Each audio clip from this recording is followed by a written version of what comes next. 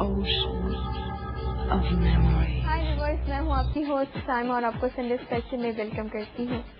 Viewers, किसी भी मुल्क की खुशहाली में उस मुल्क की मैशत का मजबूत होना बहुत लाजमी अमल है। खुशहाल पाकिस्तान में हम आपकी मुलाकात ऐसे ही कामयाब सनतकारों से करवाते हैं जिनका मुल्की मैशत में किरदार बहुत अहमियत का हामिल है। आज इस सिलसिले में राजा मोहम्मद रियाज गुफ्तगू कर रहे हैं मार्केटिंग की मुख्तलिफ टेक्निक्स के हवाले से। हमारे मेजबान मोहसिन महमूद से मुलाहिजा कीजिए।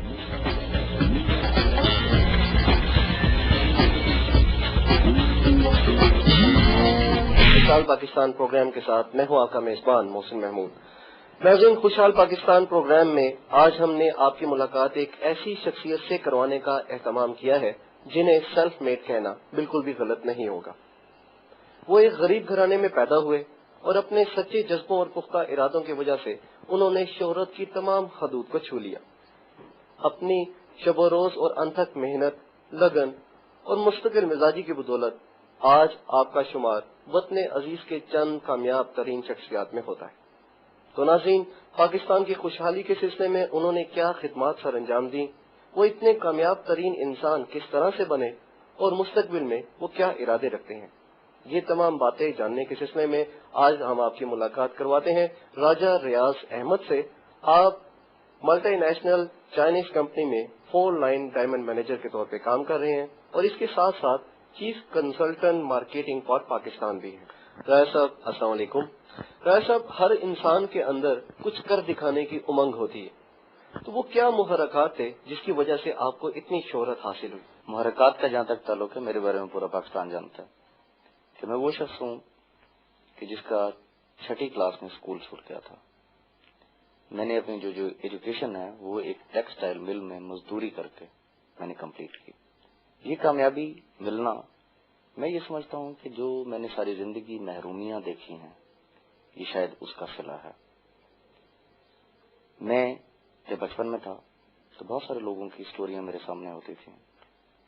इंटरनेशनल लीडर्स पाकिस्तान में, ऐसे लोग कि जिन्होंने कामयाबियां हासिल की। मैं जब भी उनके बारे में कुछ पढ़ता था तो मेरी सोच ये होती थी कि ये कौन है। जवाब यही होता था कि मेरे जैसा एक शख्स है। ये भी किसी जमाने में कुछ भी नहीं था, लेकिन आज ये एक कामयाब तरीन शख्स है। मुझे उस चीज से एक मोटिवेशन मिला करती थी और मेरी सोच ये होती थी कि अगर आज ये कामयाब है तो यकीनन इंशाअल्लाह कल मैं भी कामयाब होऊंगा। पहली बात। दूसरी बात, मेरे साथ थ्रू आउट ये सिलसिला जारी रहा कि मैंने जिस भी कंपनी को ज्वाइन किया, जिस इदारे में भी मैं गया, तो मेरे बारे में जो पहला एक फर्स्ट इंप्रेशन होता था वो ये होता था कि ये शख्स क्या करेगा। अब ये एक ऐसी चीज होती थी कि जिससे मुझे एक नया जोश, एक नया वलवला, एक नया हौसला मिलता था। सोच मेरी ये होती थी कि ये मुझे कुछ नहीं समझ रहा है, अब ये मेरा काम है, मैं इसको प्रूव करूंगा कि मैं क्या कर सकता हूं। और यही वो बात थी कि जिसने मुझे अल्हम्दुलिल्लाह आज इस स्टेज पे पहुंचाया कि मैं उस रब ताला का जितना भी शुक्र अदा करूं, मेरा ख्याल ये है कि मैं उसका शुक्र अदा नहीं कर सकता, क्योंकि इतनी जल्दी खुदा ताला ने जितनी मुझे कामयाबियां अता की और बिलखुसूस जो एक रिस्पेक्ट, एक रिगार्ड और एक जो शोहरत मुझे मिली पाकिस्तान में, मैंने कभी इस चीज का तस्वुर भी नहीं किया। राय साहब, आपकी कंपनी डायरेक्ट मार्केटिंग की बुनियाद पे काम कर रही है। हमारे नाज़रीन को आप ये बताइए कि ये डायरेक्ट मार्केटिंग क्या चीज है? मोहसिन, आपका बहुत शुक्रिया। आपने ये वो सवाल किया है कि जो पहली दफा मैं ये समझता हूँ कि मीडिया पे ये बात आ रही है। It's a very important question. Direct marketing चूंकि एक बहुत बड़ा एक वसी फील्ड है और मैं नहीं समझता हूँ कि इतने मुख्तसर वक्त में हम इस पे कोई लंबी चौड़ी बहस या कोई बात कर सके। मैं ये कहना चाहूंगा कि हमारे पाकिस्तान में अमूमी तौर पे जो एक रुझान पाया जाता है, हमेशा हम दूसरे मुल्कों की, दूसरी कौमों की हम तारीफ करते हैं कि फलां मुल्क बड़ी तरक्की कर गया, फलां मुल्क की मईशत बड़ी मजबूत हो गई है, फलां मुल्क में दुनिया की हर आसाइश मौजूद है, उनकी मईशत भी बड़ी मजबूत है। यकीनन हर पाकिस्तानी इस बात को समझता है। जब भी कोई बात हुई हमने यही कहा जी जापानीज ये कर गए, अमेरिकन ये कर गए, चाइनीज ये कर गए, फलां मुल्क वाले ये कर गए। अगर हम इसकी डेप्थ में जाके अगर देखें कि आज अगर उनकी मईशत मजबूत है तो किस वजह से है, तो यकीनन उसका जो निचोड़ नजर आएगा वो डायरेक्ट मार्केटिंग ही है। अब सवाल ये पैदा होता है कि डायरेक्ट मार्केटिंग है क्या। میں یہاں پہ آپ کو ایک چھوٹی سی مثال دینا چاہوں گا. لیٹس سپوز میں کہتا ہوں کہ جی میرے گھر میں ایئر کنڈیشنر نہیں ہے, گرمیوں کا سیزن ہے, مجھے اے سی چاہیے.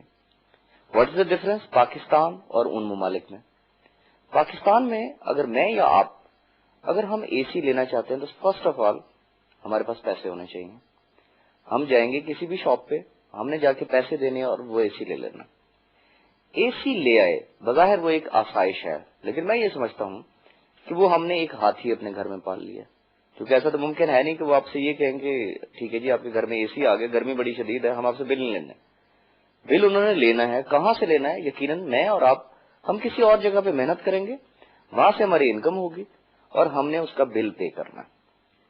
اب وہی اے سی لیٹس سپوز کہ اگر میں جاپان یا امریکہ یا چائنا یا کسی بھی اور ایسے ملک میں جن کی ہم تعریف کرتے ہیں, اگر ان ممالک میں جا کے اگر میں یہ اے سی لیتا ہوں, ایسا نہیں ہے کہ میں وہاں پہ جا کے پیسے نہیں دوں گا یا مجھے کم قیمت میں مل جائے گا, یقیناً ایسے ہی ملے گا. ڈفرنس کیا ہوگا کہ جب میں نے اے سی لیا وہ مجھے ایک کارڈ بنا کے دے دیں گے کہ تھینک یو ویری مچ کہ آپ ہمارے صرف کسٹمر نہیں ہیں, آج کے بعد آپ ہمارے بزنس پارٹنر بھی ہیں, آپ ہمارے سیلز مین بھی ہیں, آپ یہ اے سی لے جائیں. اگر آپ کا کوئی دوست, کوئی عزیز, کوئی رشتہ دار, کوئی ساتھی اگر اسے یہ پسند آتا ہے تو آپ اسے ریکمینڈ کیجیے گا. جب وہ آپ کے ریفرنس سے آ کے یہ اے سی خریدے گا, ہم کیا کام کریں گے کہ 15 دن کے بعد اس کے اوپر ایک معقول بونس ہم آپ کو دے دیں گے. بات سمجھ میں آ گئی؟ ویری گڈ بھائی, اے سی بھی آ رہا ہے اور میں تو اس کمپنی کا ایک بزنس پارٹنر بن رہا ہوں. میں نے وہ آ کے اے سی گھر میں لگایا, آپ میرے گھر پہ آئے, آپ نے دیکھا ویری گڈ بھائی یہ کہاں سے لیا؟ میں آپ کو بتاؤں گا کہ فلاں کمپنی سے لیا. آپ لینا چاہتے ہیں؟ آپ کہتے ہیں ہاں یار لینا چاہتا ہوں. اوکے یار, جب آپ جائیں گے آپ میرا جا کے ریفرنس دیجیے گا. آپ نے جا کے ریفرنس دیا, آپ نے اے سی لے لیا. اب آسائش 2 گھروں میں آ گئی. 15 دن گزریں گے, مجھے اس کے اوپر ایک معقول بونس مل جائے گا. اب کیونکہ آپ کو بھی اس کمپنی نے یہی کہا کہ جی آپ آگے کسی پہ ریفر کریں, آپ کے کسی اور دوست نے لیا, دیکھا اس کو پسند آیا, اس نے جا کے لے لیا آپ کے ریفرنس سے. اب ہوگا کیا کہ وہ آسائش 3 گھروں میں آ گئی. آمدنی کتنے گھروں میں آئے گی 15 دن کے بعد؟ آپ کے اور میرے گھر میں. اب وہی شخص آگے کسی اور کو انٹروڈیوس کرے گا, پھر 15 دن کے بعد کیا ہوگا؟ آسائش 4 گھروں میں آ گئی, آمدنی 3 گھروں میں آ جائے گی. اس طریقے سے یہ سلسلہ چل رہا ہے. اب یہاں سے آپ دیکھ سکتے ہیں کہ صرف اس کمپنی کا بزنس پارٹنر بننے کی وجہ سے ایک تو آسائش بھی گھر میں آ گئی, اس کے ساتھ ایک معقول آمدنی بھی گھر میں آ رہی ہے. یہی وجہ ہے کہ آج ان ممالک میں دنیا کی ہر آسائش ان کے پاس موجود ہے, کیونکہ انہیں یہ پتا ہے کہ میں یہ جو چیز خرید رہا ہوں یہ برڈن نہیں ہے میرے لیے, یہ تو میرے لیے آمدنی کا ایک ذریعہ بن رہا ہے. وہ یقیناً دنیا کی مہنگی سے مہنگی چیز خریدنے کے لیے تیار ہو جائیں گے. انہیں یہ پتا ہے کہ اوکے میں یہ لے رہا ہوں, اس کے بعد میرے کانٹیکٹس ہیں, میرا حلقہ احباب ہے, میں ان کو ریفر کروں گا, وہ یہ جب خریدیں گے تو اس کے ذریعے مجھے بھی اس کی آمدنی حاصل ہوگی. اسی وجہ سے آج ان کے پاس دنیا کی ہر آسائش بھی موجود ہے, آج ان ممالک کی اکانومی بھی بڑی مضبوط ہے. ایک بات میں اور کہنا چاہوں گا, دیر از اے ہیوج ڈفرنس جو ہماری ٹریڈیشنل مارکیٹنگ ہے اور جو ڈائریکٹ مارکیٹنگ ہے. ٹریڈیشنل مارکیٹنگ میں کیا ہوتا ہے کہ فرض کر لیتے ہیں کوئی بھی ایک چیز لے لیتے ہیں, لیٹس سپوز کوئی ایسی چیز ہے روزمرہ استعمال کی ہے کہ جو ایک عام کنزیومر جو ہے وہ ریٹیلر سے 20 روپے میں خرید رہا ہے, اور وہی 20 روپے کی چیز اگر آپ جا کے دیکھیں مینوفیکچرر کو وہی چیز 6 روپے کی پڑ رہی ہے, جبکہ جو ایک صارف ہے, جو ایک کنزیومر ہے, وہ وہی چیز ایک ریٹیلر سے 20 روپے میں خریدنے پہ مجبور ہے. کیوں؟ مینوفیکچرر نے وہ چیز 6 روپے میں تیار کی, ڈیفینیٹلی اس کا کوئی نہ کوئی چیف ایجنٹ ہوگا جس نے آگے ڈسٹریبیوشن دینی ہے. اب چونکہ وہ جو چیف ایجنٹ ہے اس کا یقیناً کوئی سٹاف ہوگا, اس کے بھی کوئی ایکسپینسز ہوں گے, وہ بھی آخر پیسہ کمانے کے لیے انویسٹمنٹ کر رہا ہے. اب وہی پروڈکٹ جو کہ 6 روپے کی ایک چیف ایجنٹ کے پاس گئی تھی, اس نے اپنا ایک پروفٹ مارجن رکھا, وہ ایک جو بڑا ہول سیلر ہے وہ اس کو دے دے گا. جو بڑا ہول سیلر ہے یقیناً اس کے بھی اپنے ایکسپینسز ہیں. بڑا ہول سیلر جو ہے وہ ایک مڈل جو درمیانہ ہول سیلر ہوگا وہ اس کو دے گا, یقیناً اس کے بھی ایکسپینسز ہیں. جو درمیانہ ہول سیلر ہے وہ ایک چھوٹے ہول سیلر کو دے گا, یقیناً اس کے بھی ایکسپینسز ہیں. لہذا ان تمام چینل سے گھومتے ہوئے وہی پروڈکٹ جب ریٹیلر کے پاس پہنچے گی, ریٹیلر وہی چیز 6 روپے کی چیز ایک عام صارف کو کتنے میں دے رہا؟ 20 روپے میں دے رہا. اب وہ 20 روپے میں خریدنے پہ مجبور ہے. اب یہاں پہ ڈفرنس کیا آ گیا کہ وہ صرف ایک کنزیومر ہے, وہ ایک صارف ہے, وہ صرف اس پروڈکٹ کو یوز کر رہا ہے, استعمال کر رہا ہے, باقی اس کے اوپر اس کو کوئی معاشی فائدہ نہیں پہنچ رہا ہے. ڈائریکٹ مارکیٹنگ میں کیا ہوتا ہے کہ یہ درمیان کے تمام مڈل لنکس جو ہیں ان کو ختم کر دیا جاتا ہے, یہ کوئی ایکسپینسز نہیں ہوتے ہیں. اب ایک کنزیومر اور فیکٹری یا کمپنی ان کا براہ راست ایک رابطہ ہو جاتا ہے. اب یقیناً ذہن میں یہ سوال ابھر رہا ہوگا کہ کیا وہ کمپنی 6 روپے میں ہی وہ پروڈکٹ دے دے گی یا کہ کیا ہوگا؟ ایسا ہرگز نہیں ہے. وہی پروڈکٹ اگر وہ 20 روپے کی مارکیٹ میں ہے تو وہ یقیناً اپنے کنزیومر کو 20 روپے میں ہی دے گی.